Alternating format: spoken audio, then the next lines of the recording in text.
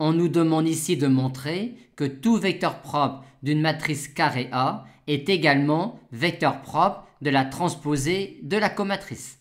C'est clair si le rang de A est inférieur ou égal à n-2, auquel cas B est nul. C'est également clair quand le rang de A égale n, car dans ce cas, A est inversible et on sait alors que A-1 c'est 1 sur déterminant de A multiplié par la transposée de la comatrice de A. Par conséquent, dans ce cas-là, B est cette matrice-là.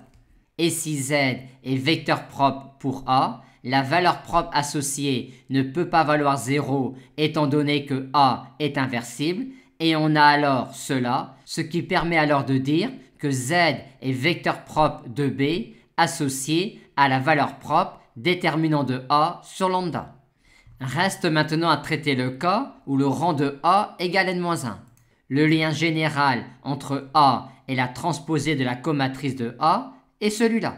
Ce qui donne cela quand le rang de A égale n-1, vu qu'alors A est non inversible.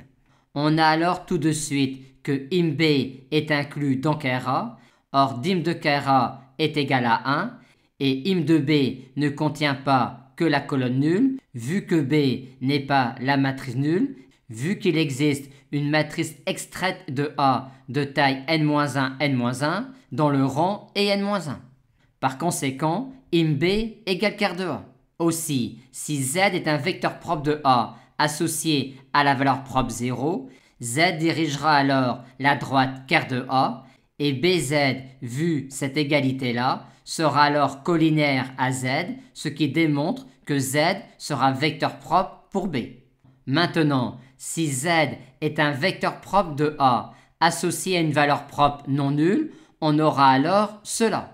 Ce qui nous conduit alors, vu cette relation-là, à BZ égale 0. Par conséquent, Z sera une colonne non nulle de ker de B et sera donc un vecteur propre pour B.